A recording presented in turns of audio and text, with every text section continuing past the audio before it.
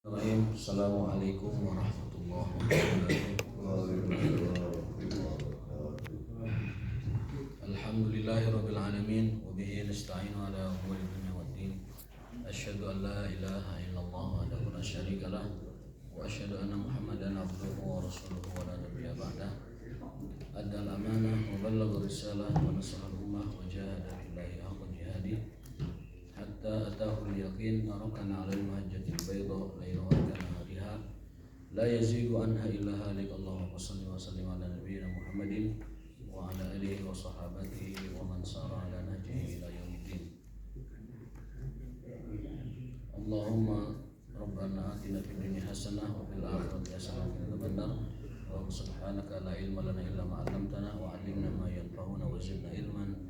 Allahumma inna ala dzikrika wa syukrika wa husni ibadatika. Amin ya rabbal alamin.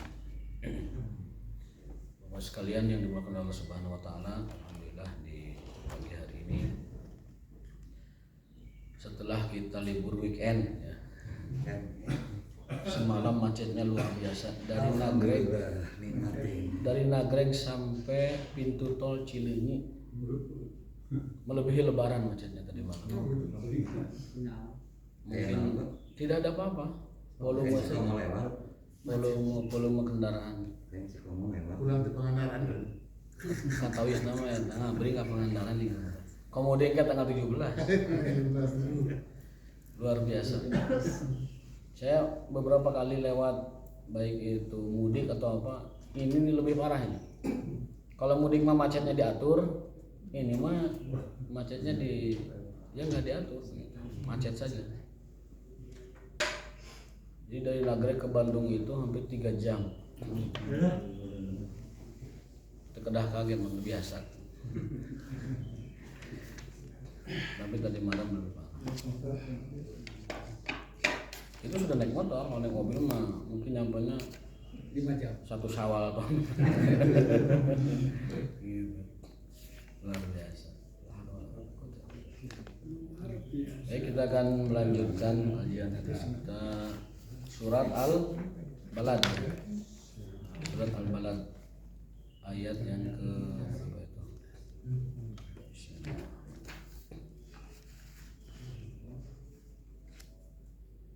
Tapi sisi lain kita bersyukur. Ternyata ekonomi kaum muslimin itu luar biasa. Ya buktinya semacam itu berarti orang-orang itu pada mampu gitu.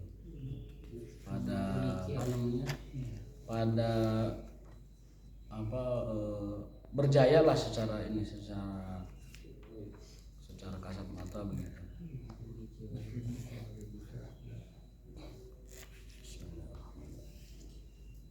Kemarin terakhir itu gimana ya? Tidak ada batas di sini.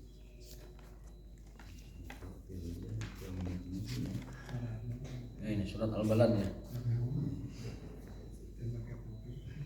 Poin yang keempat.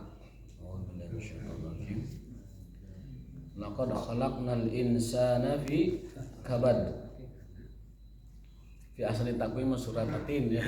Ini surat Al-Balad. Laqad khalaqnal insana fi kabad. Sesungguhnya kami telah menciptakan manusia itu fi kabad, dalam kelelahan. Jadi manusia itu selalu dalam karipuh dan kelelahan dari sejak mulai diciptakan. Idza alimal abdu hadhil haqiqah wastahdaraha dauman sallama amruhu ila Allah. Kalau manusia menyadari, mati ya. Baterainya kayaknya mati. Tadi menyala. Habis baterainya. Ganti tan. Ganti cer, itu tan.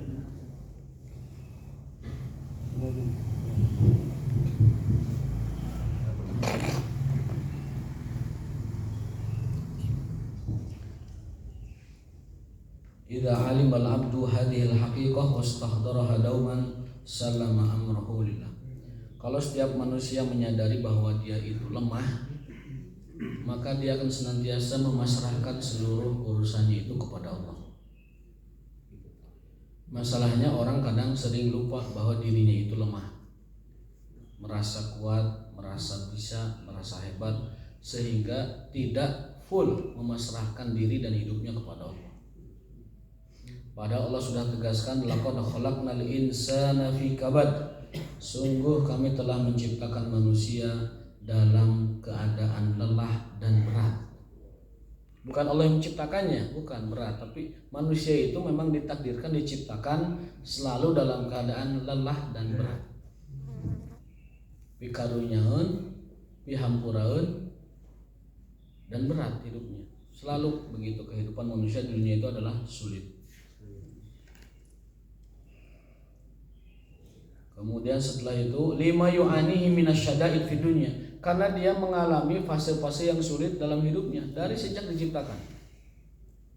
Lahirnya saja sudah sulit. Manusia tak ngaripukeun indungna lahir ge. Sulit. Kamu nu sungsang, kamu nu yang prematur atau lain sebagainya. Itu fi kabad. Kabad itu lemah, ta'ab, lelah, letih, sulit, sukar, berat. Itu hakikat kehidupan manusia. Jadi kalau kita merasa letih, lelah, dan sukar, sulit, ya itulah memang hakikat kehidupan dunia itu. Kalau ada yang gampang berarti memang itu orang diberikan oleh Allah Ta'ala kelebihan, diberikan oleh Allah Ta'ala keistimewaan, dimudahkan hidupnya. Tapi sifat dasar manusia seluruhnya, fitrah dasarnya adalah ta'abun wa masyaqqatun. Kabad. Ta'abun wa masyaqqah. Kabad ai ta'ab wa masyaqqah. Kabad adalah letih, lemah, dan juga masyaqqah. Kalau orang menyadari bahwa dirinya itu lemah, berat dan sulit, maka dia akan selalu menyerahkan seluruh urusannya kepada Allah.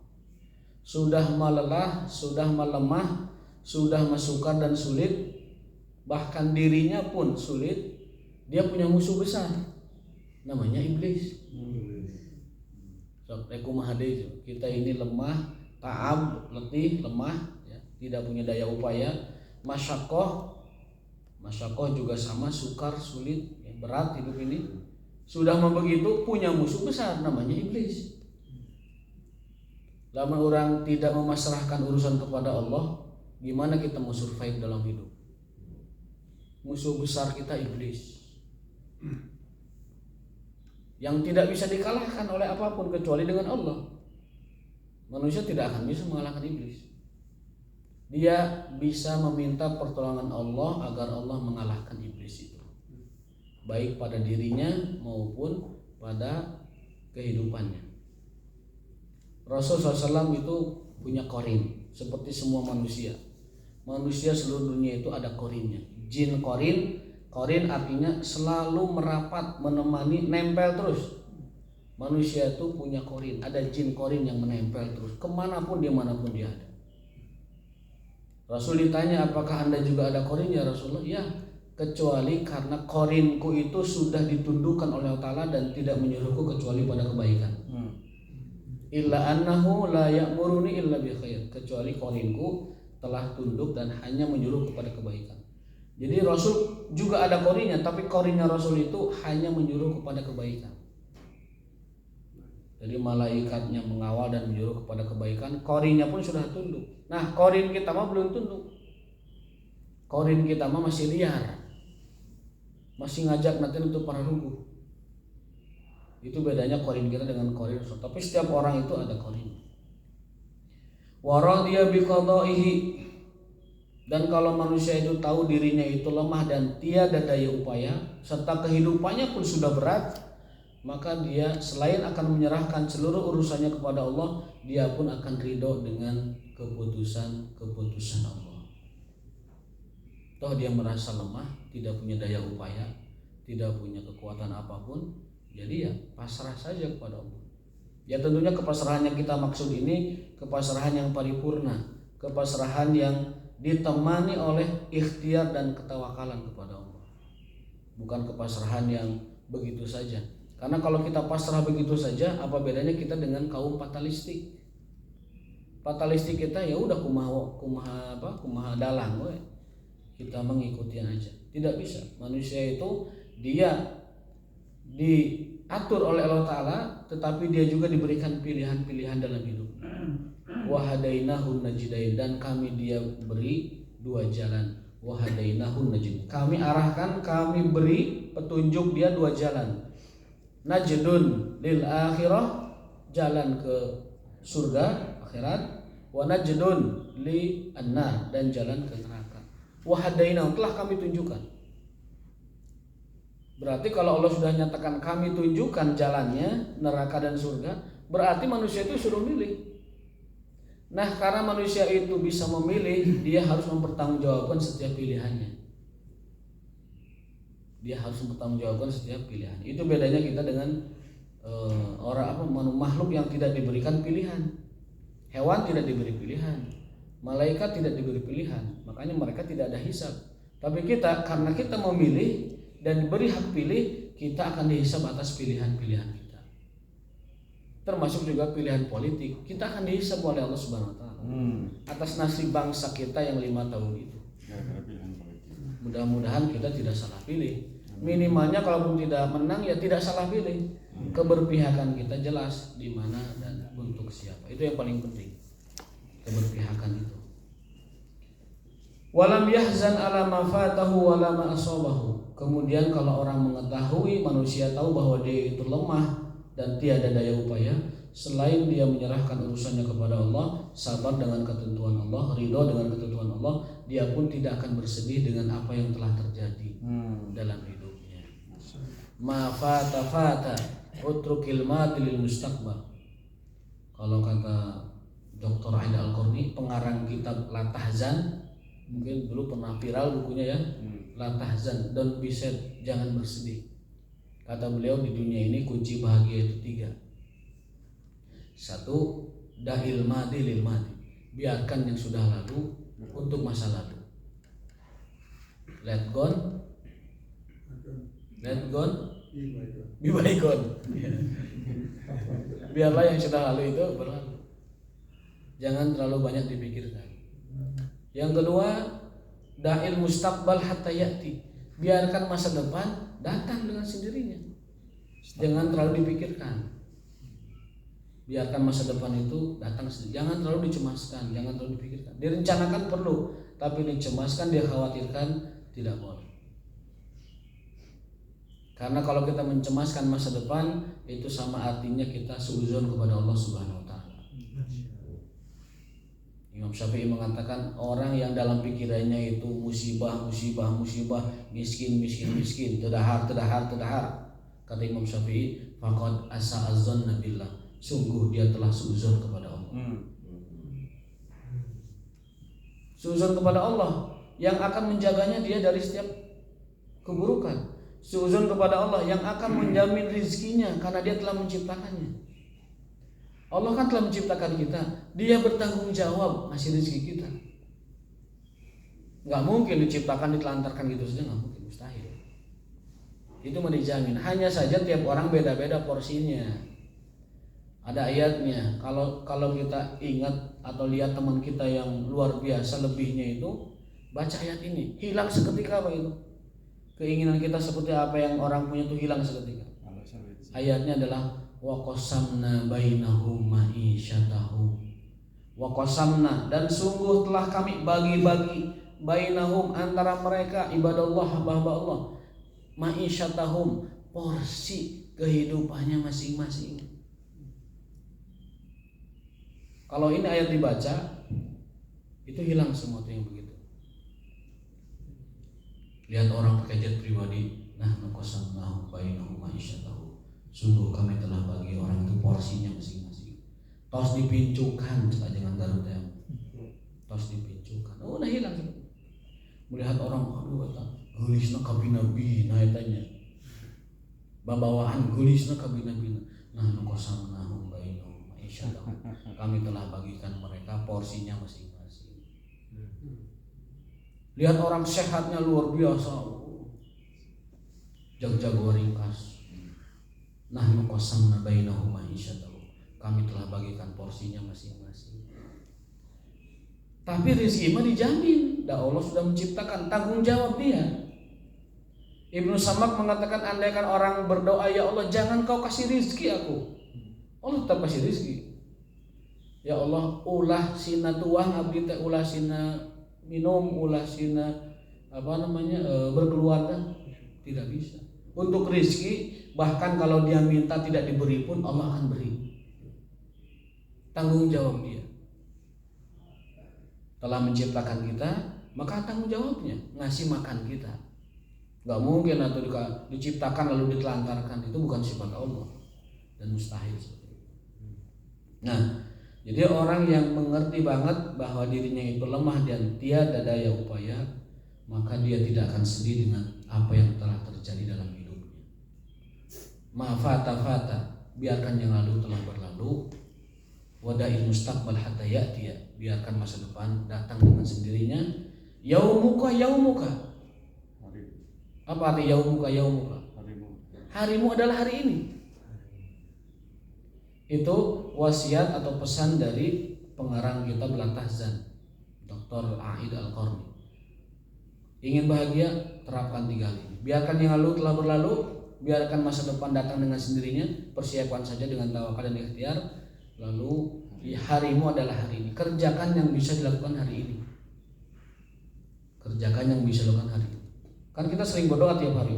Allahumma inni a'udzubika minal hammi wal hazan wa a'udzubika minal ajzi wal kasal. Al-hammi wal hazan itu beda artinya. Kalau al-hammi itu sedih dengan masa lalu. Al-hammi itu sedih dengan masa depan, cemas dengan masa depan. Semua orang itu tertimpa kecemasan masa depan. Nu SD cemas SMP-na di mana, nu SMP cemas SMA-na di mana, nu SMP cemas kuliah-na di mana, nu kuliah cemas kawinna jeung saha. Kawin di mana? Nu geus kawin ge cemas punya momongan atau tidak. Yang punya pun cemas nanti anaknya gimana. Terus sampai dia mati, dia masih memiliki kecemasan. Itu namanya kecemasan masa depan. Dalam bahasa Arab disebut al-hammi. Makanya Allahumma inni a'udzubika minal hammi wal hazani. Al-hazani kecemasan tentang masa lalu, kesedihan masa lalu, kegelisahan masa lalu. Dulu pernah ini, pernah itu. Dulu pernah begini sama si anu, begini sama si anu. Pernah menzalimi A, menzalimi B. Kecemasan masa lalu, kesedihan masa lalu. Pernah ditinggal si A, ditinggal si B. Pernah dikhianati, pepotongan si A, pepotongan si B. Pernah tatapakan di dia, tatapakan di itu. Sedih kita. Itulah kesedihan masa lalu. Kita berlindung kepada Allah jangan sampai diberikan kecemasan masa depan yang terlalu berlebih dan juga keresahan masa lalu yang selalu menghantui kita. Rumus bahagia 3. Biarkan masa depan sampai datang sendirinya. Biarkan masa lalu telah berlalu. Untuk masa lalu, harimu adalah fokus hari ini. Harimu adalah hari ini. Al-azzi wal kasal. Ajaz itu merasa lemah, merasa tidak mampu, minder. Ajaz. Wal kasal itu kemalasan.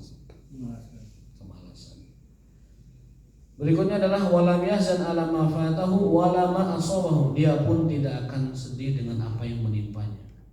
Dalam ayat disebutkan a'udzubillahi minasyaitonir rajim bahwa qul la yusibana illa ma kataballahu lana huwa maulana. Katakanlah hai Muhammad, tidak akan menimpa kami sedikit pun, ma asabana, tidak akan menimpa sedikit pun kepada kita illa ma kataballahu lana, kecuali apa yang telah Allah tuliskan untuk kita. Huwa maulana, dialah pelindung kita. Dalam hadis disebutkan la yu'minu ahadukum, tidak beriman, tidak sempurna iman seseorang di antara kalian hatta yu'mina, sampai dia meyakini annama asabahu lam yakun liyukhti'ahu, bahwa apa yang akan menimpanya tidak akan pernah meleset darinya. Wa ma akhta'ahu lam yakun liyusibahu, dan apa yang akan tidak menimpanya tidak akan pernah menimpanya. Jadi kata Nabi, tidak akan beriman seseorang sampai meyakini itu. Apa yang telah Allah kenakan, tuliskan, itu tidak akan pernah meleset. Dan apa yang tidak akan menimpa tidak akan pernah mengena. Itu kata hadis itu, tidak akan beriman sampai orang meyakini itu.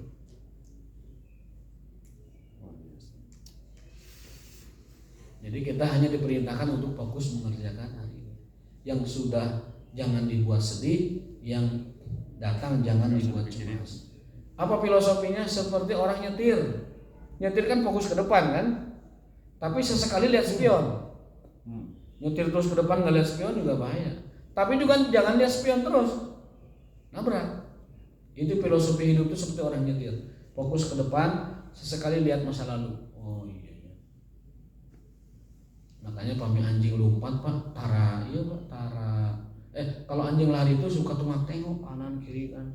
Soalnya terkadu spion. Lompat anjing udah 10 meter gini kan. Lompat deh. Soalnya tidak punya spion dia. Kalau manusia tidak perlu menoleh dari kaca. Oh iya belakang ada. Itulah bedanya kita dengan. Faidah yang kelima, yatiman dza makrobah. Ini ta'limun minallah, ini pembelajaran dari Allah, anna shadaqah 'alal qarabah, bahwa sedekah yang paling afdal adalah sedekah kepada kerabat. Yang paling pertama kita dulu, baru kerabat, baru keluarga maksudnya. Setelah itu kerabat. Afdalus shadaqah shadaqatu rajul 'ala nafsi. Sebaik-baik sedekah adalah sedekah seseorang kepada dirinya. Maksudnya apa? Ya syukuri nikmat Allah yang dia miliki. Pakai pakaian yang pantas, pakai sepatu yang bagus, makan yang enak, yang bergizi, kemudian bersihkan badan dengan baik. Itu namanya bersyukur atau sedekah kepada dirinya. Dan sering diulang-ulang ini. Allah itu suka apabila rezekinya itu nampak pada diri seseorang. Ulah papayahan, ulah tuh boga mah pakai, boga mah dahar. Jebret yang bagus, yang layak, yang baik. Tapi kalau tidak ada ya tidak. Kalau tidak ada tidak. Kalau ada jebret saja. Itu bagian dari syukur kita kepada Allah. Innallaha, sesungguhnya Allah mencintai, yuhibbu an yanduru, melihat asaro, bekas ni'amihi, nikmatnya fi abdihi, dalam diri hambanya. Allah suka nikmatnya terlihat. Ulah papaya. Kadang orang aya nu pelit lain ku harta dirinya. Kadang pelit ku harta batur. Ada orang pelit ku harta batur kadang. Gimana? Ya contohnya misalkan, mohon maaf di beberapa tempat ada DKM yang menumpuk kas. Menumpuk kas tuh sampai 400 juta. Allah. Pernah saya itu kan saya keliling di Bandung. Di kamar mandi kotor. Kasnya itu sampai 400 sampai 200. Kebutuhan masjid tidak terperhatikan. Jadi buat apa? Emang dia koperasi simpan pinjam kan bukan? Nah ini contoh orang yang pelit dengan harta orang. Beda dengan orang yang dermawan dengan harta dirinya, juga dengan harta orang lain. Itu akan makmur dalam segalanya. Nah ini ada orang yang terutama yang Allah tekankan di sini adalah tentang harta anak yatim. Umar bin Khattab mengatakan, mengelola uang negara sama dengan mengelola harta anak yatim. Perlakukan harta negara seperti harta anak yatim. Menzaliminya adalah dosa besar dan kutukan Allah kepada mereka. Orang yang berhubungan dengan harta anak yatim ada 3 jenisnya. Satu adalah hasan, 2 adalah ahsan, yang ketiga adalah buruk. Dari bawah dulu. Ada orang mengelola harta anak yatim dengan cara buruk. Artinya hak si yatim pun tidak dipenuhi. Tapi dia makan dari harta itu. Nauzubillah min dzalik. Dosanya berlipat-lipat anak yatim itu kalau diambil haknya. Yang kedua adalah mengelola harta yatim dengan hasan, dengan cara baik. Yaitu dengan menggunakan sesuai dengan keperluannya dan dia tidak menzalimi harta tersebut. Yang ketiga, mengelola harta anak yatim bil ahsan, dengan cara yang lebih baik. Yakni dia kelola, dia investasikan, dia kembangkan, dia tambahkan, kemudian harta itu nanti ketika yatim dewasa diberikan kepadanya. Al-Quran sudah membagi cara orang mengelola harta yatim. Ada yang cara zalim, ada yang cara baik, ada cara yang terbaik. Berarti kalau harta anak yatim diperlakukan seperti itu, sama mengelola harta negara pun dengan cara seperti itu. Ada yang cara zalim, nyokotan wae, memanfaatkan terus padahal dia tidak melaksanakan kewajibannya dengan baik. Yang kedua, ada yang amanah tapi seadanya begitu, dah keluarkan yang diperlukan dan jangan ambil yang bukan haknya. Tapi ada yang ketiga, yakni mengelola dengan baik, mengembangkannya, menjadikannya banyak, diinvestasikan dan juga dikembangkan secara baik. Yatiman dza maqrabah, terutama yatim yang merupakan kerabat. Ya. Yang diutamakan tuh ngurus yatim yang kerabat dulu, Pak. Baru ngurus yatim yang ujung. Dan mohon maaf kalau kita lagi ngurus yatim, jangan mereka itu di tanda petik ya, jangan disakiti hatinya. Ngurus yatim bukan cuma ngasih makan, tapi menjaga perasaannya. Ayo nama apa kata yatim teh jadi kokojo, jadi alat untuk mendulang cari uang. Yayasan Dikumpulkan, kadang diceritakan Pak, apa yatim ieu mah kakumpul sepuna teh tabrakan cenah. Anu ieu mah jangan diingatkan lagi. Derita anak yatim itu jangan disebut yatim, jangan. Panti yatim, namanya yatim, kegiatan yatim jangan. Cukup dia sudah bersedih kehilangan orang tuanya. Jangan lagi dipanggil-panggil yatim, disebut-sebut yatim. Apalagi ada istilah anak yatim mah biasanya bangor, budak yatim nakal. Kenapa nakal? Salah kita, karena kita tidak menjadi orang tua keduanya bagi dia. Ibunya sibuk nyari nafkah, ayahnya sudah meninggal, ibunya sibuk nyari nafkah, dia tidak ada yang ngurus, tidak ada yang ngebina, tidak ada yang ngedidik, makanya jadi nakal. Salah kita. Sudah ditampung di panti juga dieksploitasi. Namanya disebut-sebut dalam kegiatan itu, ini untuk yatim, ini untuk yatim. Dikumpulkan, disebutkan ini yatimnya karena ini kan nauzubillah. Hatinya hancur, Pak. Hancur dia kehilangan orang tua, hancur dia disebut terus yatim, dan hancur dia di stigma yang tidak baik. Padahal Allah mengamanahkan yatim itu termasuk amanah yang utama. Wa yatiman dza maqrabah. Tolong jaga si yatim, terutama yang memiliki kekerabatan dengan kita. Kalau ada acara di mana-mana, jangan bawa anak yatim ke tempatnya. Orang itu kirimkan sedekahnya ke yatim itu. Di kita ada kebiasaan, Bang, kalau ada sedekah-sedekah bulan Ramadan, itu yatimnya diundang, disuruh ke rumahnya. Satu, ngantri. Kedua, berjumpa dengan banyak orang. Ketiga, capek si yatim itu. Keempat, mungkin meninggalkan pelajarannya. Kadang dari pagi diundangnya itu sampai sore baru kebagian santunannya. Membuat capek anak yatim, menelantarkan anak yatim. Meskipun nanti sore dikasih tidak seberapa, tapi itu dari pagi sudah disuruh ke rumah, menunggu di rumahnya kegiatan. Ini perbuatan yang tidak semestinya yang dilakukan kepada anak yatim. Muliakan dia. Kalau mau ngasih, kirimkan ke tempatnya. Kalau mau ngasih, berikan kepada mereka langsung di tempatnya. Jangan nyuruh mereka ke rumah kita, kemudian capek perjalanan, ada yang 2 jam, 3 jam. Pernah itu di Bandung saya menghadiri acara di sebuah gedung lah begitu. Yatimnya itu udah di pelosok mana Pak? Dari Pacet, dari Majalaya, dari ujung-ujung sana. Kesini jam berapa? Dari jam 8 pagi. Sudah OTW itu. Berarti kan dia meninggalkan pelajarannya, meninggalkan kegiatannya, meninggalkan taklimnya, meninggalkan pesantrennya. Kemudian menunggu jam 8 itu udah di jalan tuh. Jemputannya jam 7. Sampai siang. Sholat di tempat itu udah mengantri segala macam, capek. Tingkulahe mau dekat tingkulahe. Baru setelah asar mulai acara. Barulah ada sedikit sambutan segala macam, dikasih tidak seberapa. Ini perlakuan kita kepada yatim sudah salah. Tidak memuliakan mereka. Nah ini masukan buat kita semua, kalau kita mau niat ngasih ikhlas karena Allah, tulus karena Allah, kirimkan ke mereka. Berikan langsung, rendahkan diri kita, berikan langsung. Jangan mereka yang disuruh ke tempat kita dan membuat mereka capek, terlantar. Yatiman dza maqrabah. Allah ingatkan yatiman, tolong yatim. Dza maqrabah, terutama yatim yang punya kekerabatan. Yatim jauh patut disantuni, yatim dekat lebih wajib lagi disantuni. Rasul bersabda, "Ana wa kafirul yatim kahatain." Aku dan penyantun yatim seperti jari ini, bersebelahan.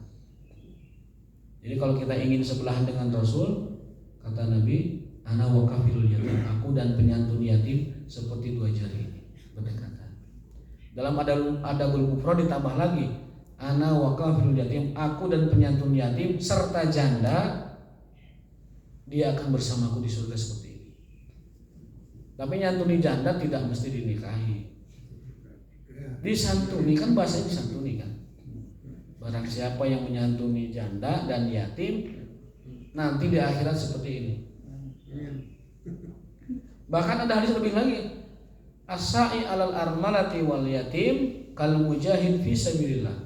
Orang yang menyantuni para janda dan yatim, dia adalah mujahid fi sabilillah. Eta menyantuni Pak. Komo deui ngampihkeun. Ngampihan dalam arti kata merawatnya, menjaganya, mendidik anak-anaknya, menyekolahkan anak-anaknya. Sudah mah kita nolong yatim, pahalanya luar biasa gede. Sudah mah nolong ibunya yang janda. Niatnya menolong anak yatim dan ibunya yang janda. Mau tua mau muda itu mah urusan teknis.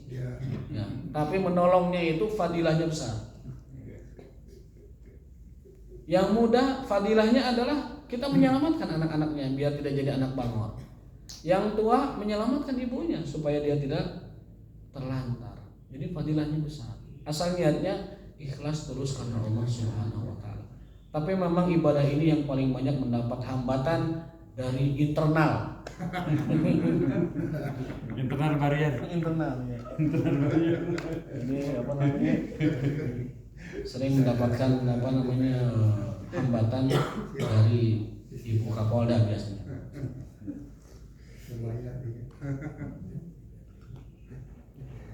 As-sa'i 'alal armalati wal aitam kal mujahid fisabilillah. Orang yang menyantuni janda dan yatim bagaikan mujahid fisabilillah. Apalagi qiyamihi wa siyamihi, yang siangnya puasa, yang malamnya tahajud. Jadi mujahid nanti lain mujahid biasa kita. Mujahid yang top, udah mau berjihad, siangnya puasa, malamnya tahajud. Untuk siapa itu? Sekali lagi tidak apa? Yang menyantuni janda.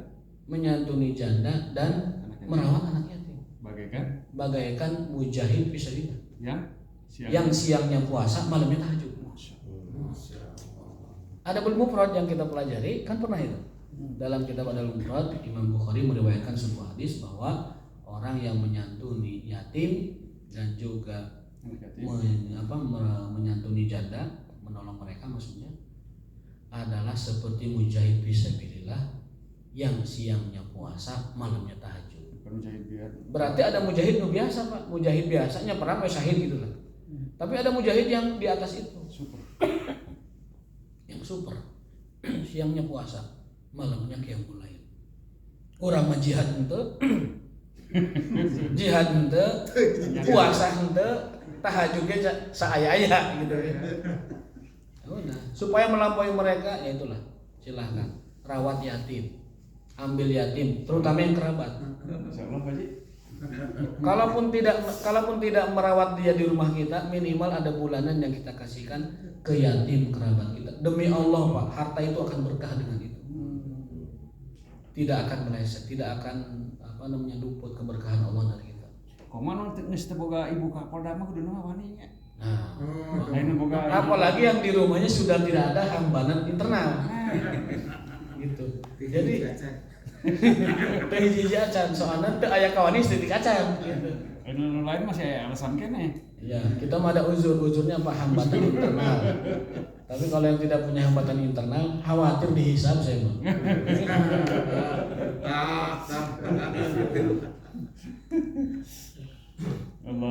Hal kulihal Allah beramanah, Allah mengamanahkan yatiman za maqrabah. Tolong ingat si yatim za maqrabah, terutama yang punya maqrabah, qarabah, kekerabatan. Itu wasiat Allah dalam surat Al-Balad yang pertama. Tolong ingat, rawat, ambil, asuh yatim, terutama yang kerabat. Kalau sudah yatim kerabat nggak ada, cari yatim yang agak jauhan, tetangga, Kadang kalau kita niat tulus melihara yatim, kadang-kadang indungna beunang. Kadang-kadang eta. Tapi memilih kan eta mah. Ngasuh yatim, ngarawat yatim, kadang indungna beunang. Nyair teh nyair beunter, beunang eta mujayana biasana gitu. Data sunnah kehidupan itu sudah sunnatullah. Anna shadaqah 'alal qarabah afdal minha 'ala ghairil qarabah. Ini tadi sudah ditegaskan tafsir ayat itu bahwa sedekah kepada kerabat lebih utama dari sedekah kepada. Juga ditegaskan dalam ayat Allah Taala, wala ta'kulu amwalal yatama illa billati hiya ahsan. Apa standar kita mengelola harta anak yatim? Dalam surat An-Nisa disebutkan, in kana ghaniyan falyasta'fif. Kalau dianya kaya, kebetulan kaya nih, falyasta'fif, jagalah kehormatan, tidak makan sedikit pun dari harta si yatim. Jangan sedikit pun makan dari harta si yatim. Yang kebetulan kita uaknya, kita omnya, kita pamannya, kita bibinya, punya asuhan anak saudara kita atau ponakan, itu kalau kitanya kaya, punya uang, falyasta'fif, jaga diri, jaga kehormatan, jangan sedikit pun ngambil dari si yatim. Wa in kana faqiran falyakul bil ma'ruf. Kalau kondisinya orang ripuh dan si yatim punya harta peninggalan orang tuanya, falyakul bil ma'ruf, makanlah secukupnya dengan cara ma'ruf, dengan cara baik. Ulah kali leuwih. Artinya makan kita sama dengan makan si yatim yang kita urus, jangan dibedakan. Antara taraf kehidupan kita jangan berbeda dengan si yatim. Kalau kitanya miskin, silahkan makan dari harta si yatim, sekalian kita ngelola dia, memelihara dia, tapi bil ma'ruf, dengan cara yang ma'ruf. Berarti ngurus harta negara pun sama seperti itu. Kalau kitanya punya dan kitanya itu kaya, tidak usah ambil gaji. Tidak usah ambil gaji kalau kitanya kaya. Dan saya salut kepada pejabat yang sudah dari awal menyatakan saya tidak akan ambil gaji. Menteri Malaysia. Dulu pernah, tapi nggak tahu prakteknya. Pak Sandi Uno itu ya, pernah dia mengatakan saya tidak akan ambil gaji selama saya. Perdana Menteri Malaysia sekarang Perdana Menteri Malaysia Anwar Pak Anwar Ibrahim dari sejak awal sudah pantai fakta integritas, saya tidak akan ambil gaji. Karena harta negara itu, kata Umar bin Khattab, harta anak yatim.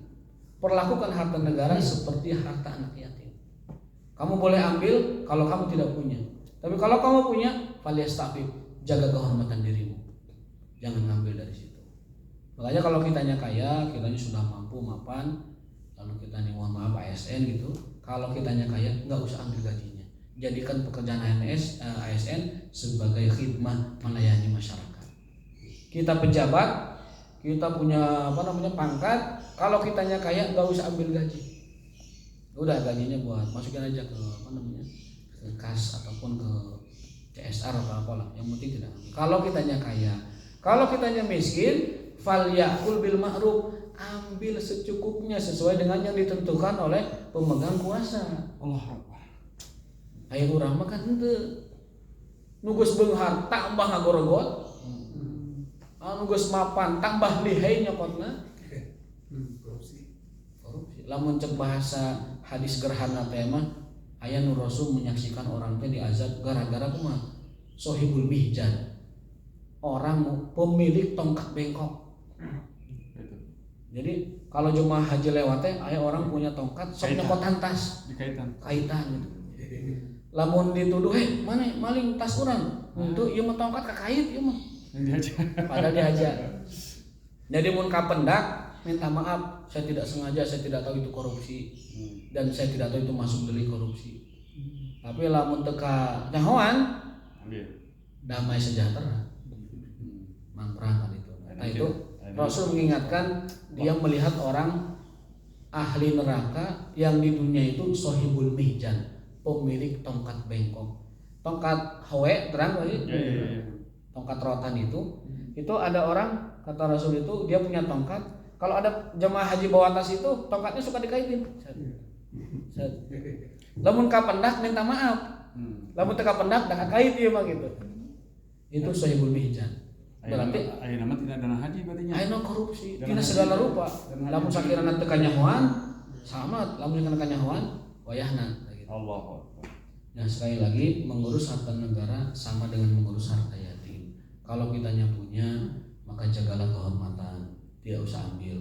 Kalau kitanya tidak punya, waktunya saya pertanyaan tadi. Ya, Kita pemerintah ngurus dana haji nu gadahna kanggo kemaslahatan para jemaah haji terus dianggap sanes-sanes tak kumaha tah. Lebih di tempat tadi bener. ya eta mah Nah, sekarang itu mah tidak ada kata yang bisa menyebutkannya.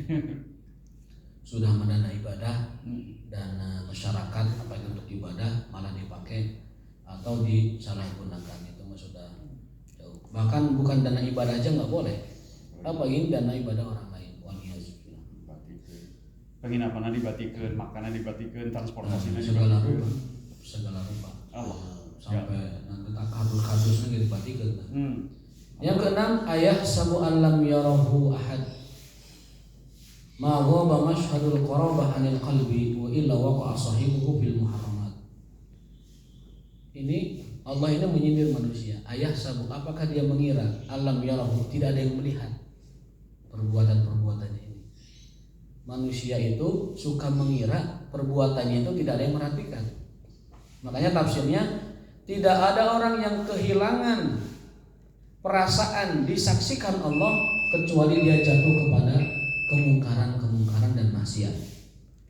Orang yang kehilangan muraqabatullah, kehilangan merasa diawasi Allah, dia akan jatuh kepada yang haram-haram, yang mungkar dan yang syubhat-syubhat. Fallah Allah fil muraqabah. Maka jadikan ayat ini sebagai sebagai jargon kita. Ayah sabu alam yarahu ahad. Apakah manusia mengira dirinya tidak diperhatikan? Kalau manusia sudah merasa dirinya tidak diperhatikan, maka sudah dipastikan dia akan terjerumus kepada yang haram dan yang syubhat. Pengawasan Allah itu luar biasa. Merasa diawasi itu luar biasa. Makanya tingkatan ibadah tertinggi itu merasa diawasi Allah, yaitu muraqabatullah. Dalam bahasa hadisnya al-ihsan. Kita beribadah seperti melihat Allah, kalaupun tidak kita yakin bahwa Allah melihat kita. Alhamdulillah. Wallahu ta'ala bishawab wa taufiqun illa billah.